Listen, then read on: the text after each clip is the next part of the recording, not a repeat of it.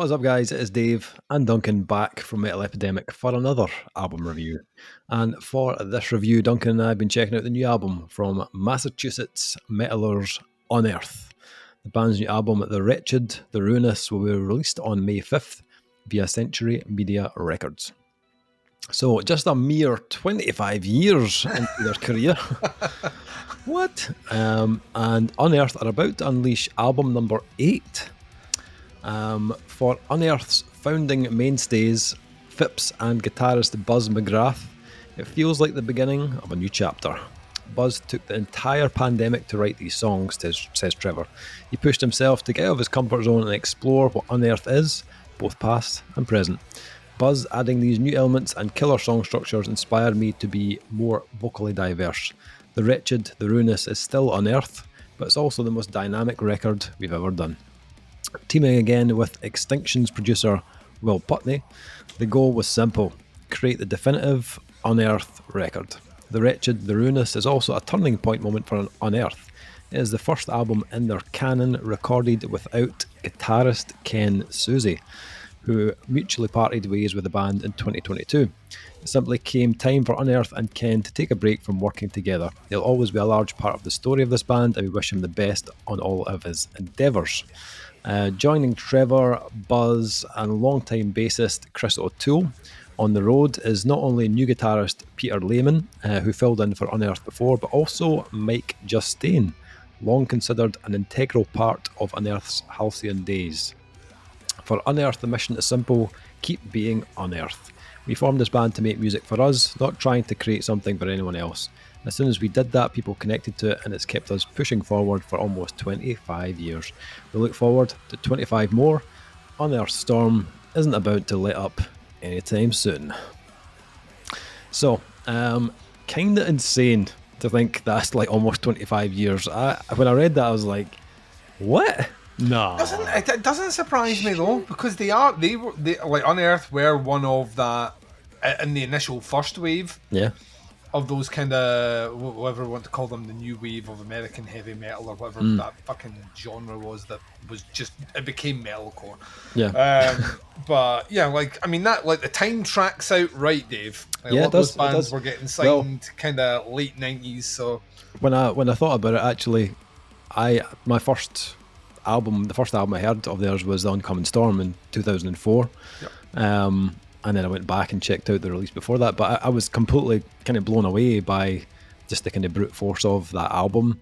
They were like the heavier band in that, you know what I mean? Like, there was them, like Unearth and Lamb of God were the two bands that, you know, if you wanted something that, you know, slapped your ass while it was fucking it, those were the two bands that you, like, those were the bands that you listened to. Yeah. But if you wanted to, like, I don't know, something to give you a wee cuddle and rock you to sleep, then you should have done some Killswitch Engage, you know what I mean? Nice melody in there. Yeah. So that's that. Yeah, I agree. They've been fairly consistent. Okay, not every album has been maybe as iconic as the Oncoming Storm, but I thought Extinctions from 2018 was a definite return to form for me. So I was excited to hear like what was coming on this one. Obviously, Ken Susie has been such a huge part of the band and their sound from day one. So not having him on the album I was slightly concerned. But on the other side of that, having Mike back on drums was a pretty cool bonus because he was on those early albums that I really, really enjoyed. So the new album, The Wretched, The Ruinous. This album goes pretty hard. I'm not gonna lie. I think I was about maybe 45 seconds into track 1, the title track, and like any concerns I had about Ken not being on the album were just like gone. I was like, all right, okay, here we go. It's like how Metal Epidemic, like, viewers of the video were concerned when Kyle stopped appearing on the videos, and then they were like, these guys are still talking about shaggins and dicks, so we're fine. Even more than before. Yeah, even like Kyle was holding them back. So I don't this has that Unearth signature sound is all over this, like, and it kind of just highlights the fact that this band was never the work of one person. Like the Unearth sound is a combination of all its members, and this album has the traits and the characteristics that we heard on those early 2000s albums. But I love that right out of the gate, that they're pulling in elements of that early sound, but with some kind of newer dimensions of their most recent releases as well, like Extinctions. And you can hear that straight away. Trevor's also pushing himself a bit more on this one. You can, like the first track, you get those big melodic kind of vocal chants towards the end of the track, which sound amazing. You know, really giving you a hook and a moment that's going to work really well in a live environment. Because let's face it, Unearth have always been a fantastic live band, and although these songs are focused and written, you know, to sound great on CD, they're going to transfer perfectly into that live setting. And this album has that. Like I could imagine the majority of this album being played, and the crowd being totally swept up by it. Each track is just loaded to the rafters with, you know, killer thrash riffs, but they also have that, you know, the Unearthed signature of grooves, and those clever switches into the most kind of colossal of breakdowns. And this album, you know, is packed with that from start to finish. Every one of them is like a money shot. You know, it's like their superpower. You know, I don't think anyone does like a breakdown quite like Unearth, but you know it's Unearth as well when you hear it.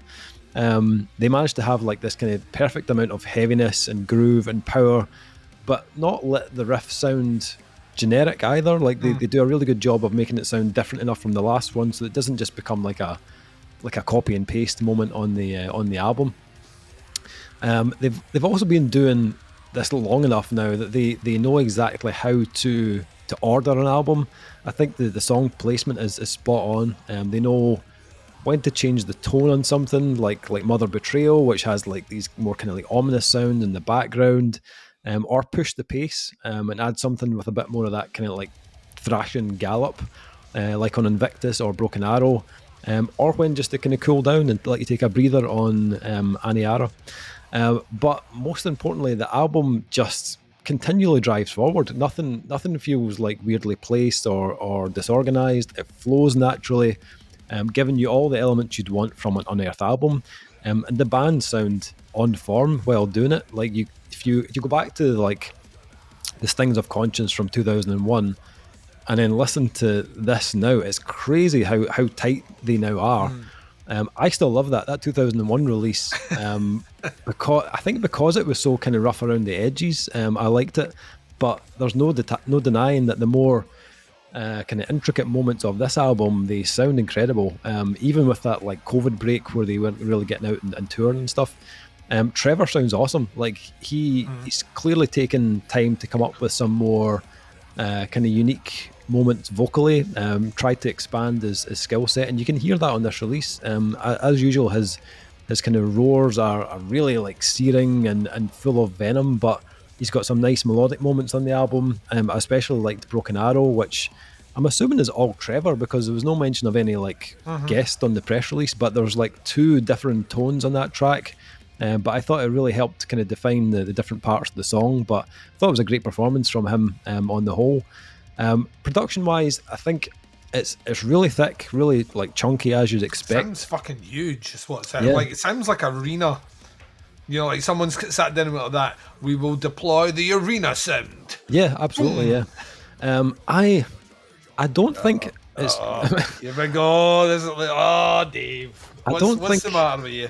I don't know if it's just because like when this album came in for review, I went back and I listened to some like the older Unearth. I listened to the last album. I don't think the production is quite as good as Extinctions for me. And weirdly, it's produced by the same person.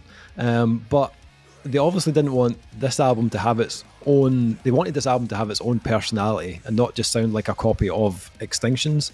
And it doesn't. But I'm not sure about the overall mix. It's a little bit boomier for me. It's like...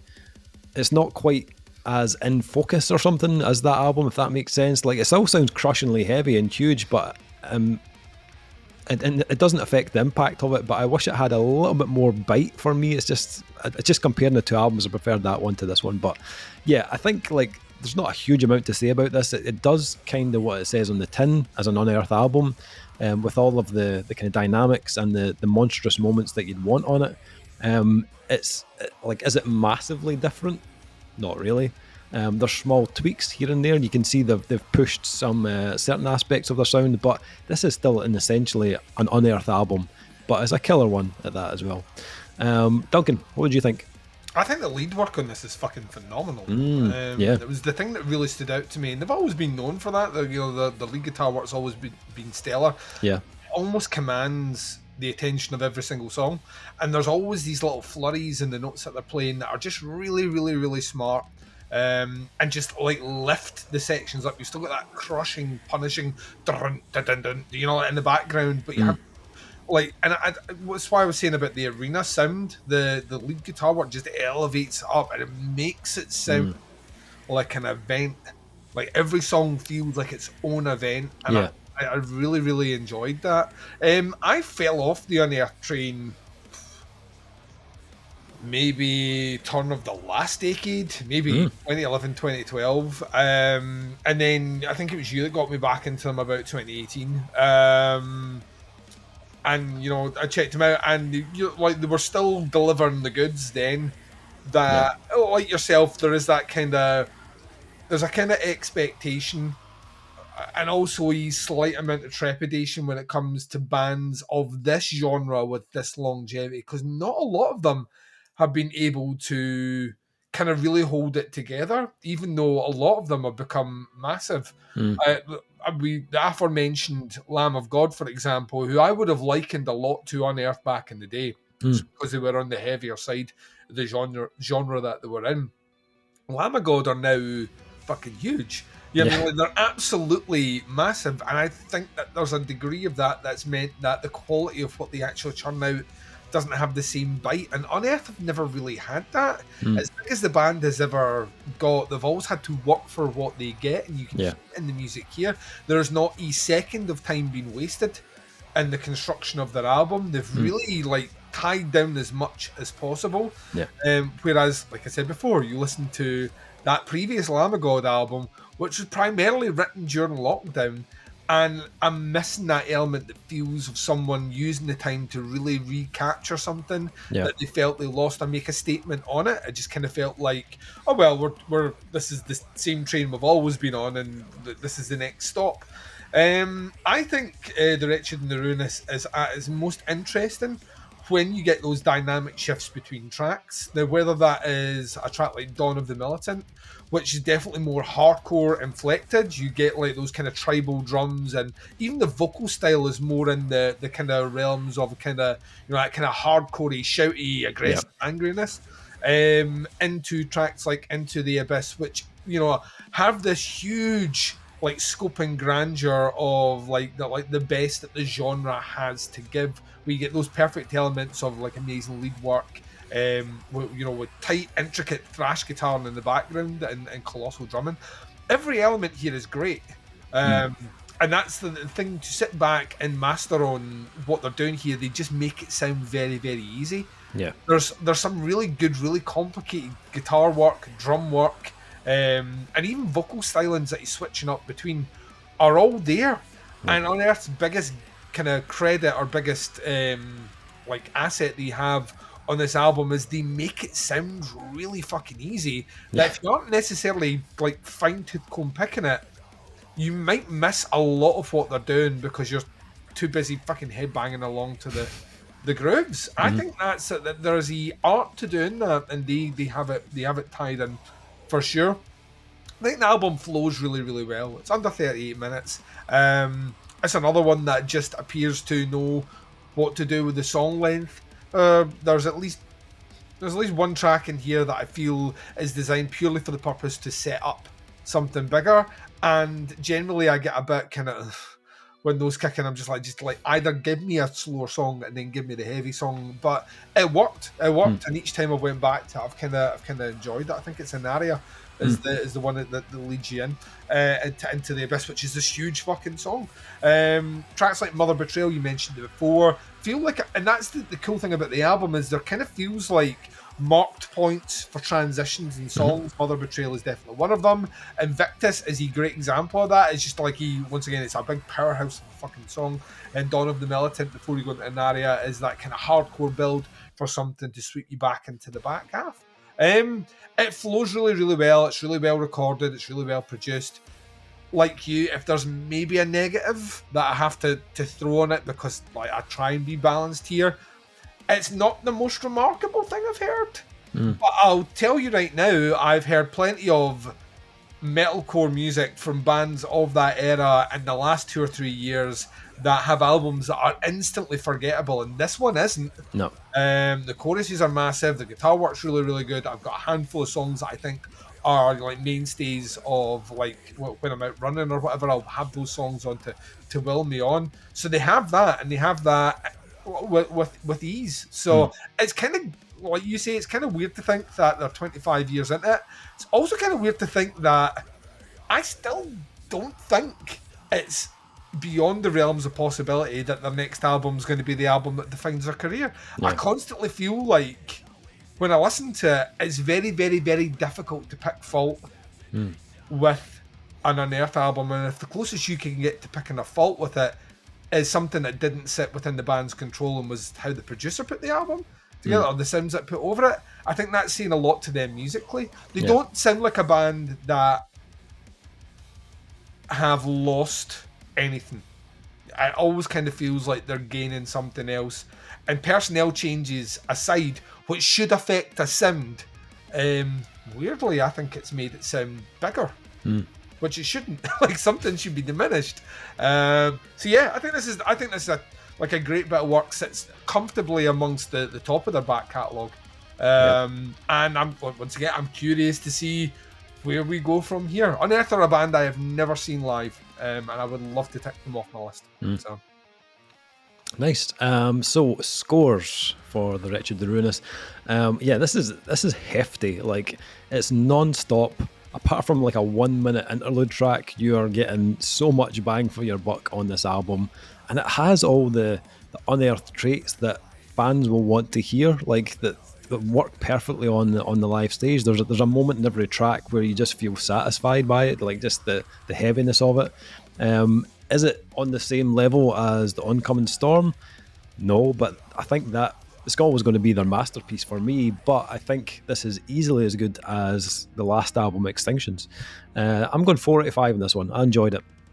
What about yourself? I'm swinging in right with you. We are in complete sync tonight so far. See if that changes later on. But yeah, I think this is, like I said, this to me, if you're an Unearth fan, there is so much to enjoy about this one. Yeah. I actually think if you've never really checked them out before, this is a great way to get into the band. Like this is a perfect entry album because this is everything. Like if you start going back in the albums, you're getting this, but just raw. So yeah, it's a 4 out of 5 for me. Nice. So the Wretched, the Ruinous by Unearth, out on May 5th on Century Media Records. Links below to the band, to the pre-order. Check it out. Let us know what you think. Stick some comments in below.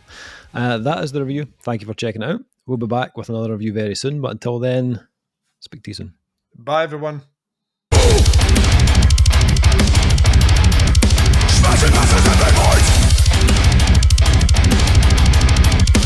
death we die!